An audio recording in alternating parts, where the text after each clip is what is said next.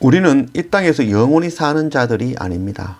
히브리서 11장 16절 이제는 더 나은 본향을 사모하니 곧 하늘에 있는 것이라. 이 믿음의 조상들은 고향을 떠나 고향을 그리워하는 자들입니다. 그들은 이 땅의 고향이 아니라 바로 하나님의 나라 본향을 그리워하고 준비하는 자들이었습니다. 그들은 이 땅에서 하나님의 나라 본향을 바라며 복음과 함께 고난당하며 나그네처럼 살다가 그렇게 죽어갔습니다. 이것이 바로 믿음이라 하겠습니다. 하나님의 나라 본향을 바라는 자들에게는 이제 곧 더 극심한 핍박과 환난이 닥칠 것입니다. 두려워하며 뒤로 물러서지 않기를 원합니다. 우리는 이 땅에서 영원히 사는 자들이 아닙니다. 우리 안에 다시 오실 예수 그리스도를 믿고 본향을 사모하고 바라며 본향을 구하고 찾고 본향으로 돌아갈 준비를 단단히 하는 그런 우리 모두가 되기를 원합니다. 1절 온 땅이여 여호와께 즐거운 찬송을 부를지어다. 기쁨으로 여호와를 섬기며 노래하면서 그의 앞에 나아갈지어다. 오늘 시편 100편 말씀은 이스라엘 백성들이 바벨론 포로 생활에서 귀환한 이후에 하나님을 왕으로 찬양하는 그런 찬양의 시라겠습니다. 그래서 1절 말쯤에 온 땅이여 라고 이야기하죠. 그래도 온 땅이라는 의미는 바로 이스라엘뿐만 아니라 이 시편을 통해서 바로 열방의 모든 나라들이 하나님을 찬양하라 라고 말씀하는 것이죠. 그래도 온 땅이여 이런 말은 바로 세계 복음화를 선포하고 있는 그런 말씀이라 하겠습니다. 3절 여호와가 우리 하나님이신 줄 너희는 알지어다. 그는 우리를 지으신 이요 우리는 그의 것이니 그의 백성이요 그의 기르시는 양이로다. 우리의 믿음의 신앙의 그 반석 기초가 되는 것은 바로 이것이죠. 바로 하나님께서 나를 창조하셨다는 것. 하나님이 아니면 나는 존재하지 않는다는 것. 이건 정말 기초 중에 기초라고 할 수 있겠습니다. 그래서 오늘 말씀에 우리는 그의 것이다 라고 고백하고 있죠. 우리는 그의 것이다 라는 이 히브리어적인 의미는 자기 부정이죠. 그래서 나는 없다라는 거죠. 하나님 앞에서 나는 없다. 오직 하나님께서 주인이십니다 라고 고백하는 것이죠. 나는 아무것도 아니며 오직 주님이 주인이시고 나는 종이라고 고백할 줄 아는 그런 우리 모두가 되기를 원합니다.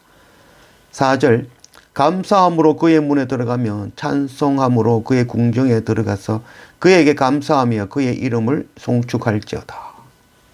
참 귀하게 부르는 찬양이죠. 참 많이 부르는 찬양이죠. 감사함으로 그 문에 들어가며 감사함으로 그 문에 들어가며 그 문은 바로 궁정, 바로 하나님의 나라죠. 또 성전이라 할 수 있겠죠. 그래서 감사함으로 그 문에 들어갈 수 있는 자들은 바로 3절 말씀의 고백과 같이 나는 아무것도 아닙니다. 나는 없습니다. 라고 고백할 수 있는 자.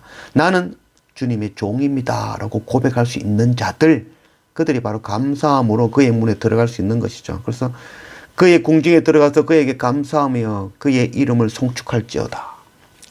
지금 오늘 우리에게 주시는 말씀이죠. 우리는 하나님의 성전으로 나아가 교회로 나아가서 하나님을 찬송하고 기뻐하며 찬양할 줄 아는 그런 우리가 되어져야 되죠. 또한 이 고백은 바로 영원한 하나님의 나라에 들어갈 때 그때를 바라보며 본향을 바라보며 하는 신앙 고백이기도 하죠. 지금 내가 이 땅에 살지만 나그네처럼 살지만 복음과 함께 고난당하며 마지막 그날 기쁨으로 찬송함으로 하나님의 나라 본향으로 주님의 그 문으로 궁정으로 내가 들어가겠다라는 그런 고백인 것이죠. 이런 신앙 고백이 우리 안에 넘치기를 원합니다. 5절 여호와는 선하시니 그의 인자하심이 영원하고 그의 성실하심이 대대에 이르리로다. 그래서 여호와는 선하시다.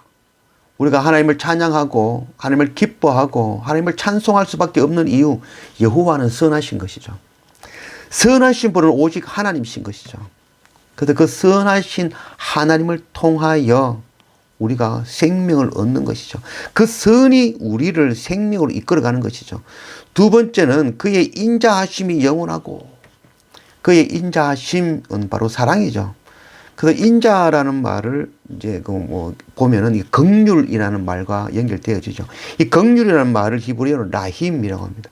이 라힘은 바로 여성의 자궁을 이야기하는 것이죠. 그래서 긍휼, 인자라는 의미는 자기 배에서 자기 자궁에서 나온 자녀를 바라보는 마음, 그것이 바로 인자임의 긍휼인 것이죠.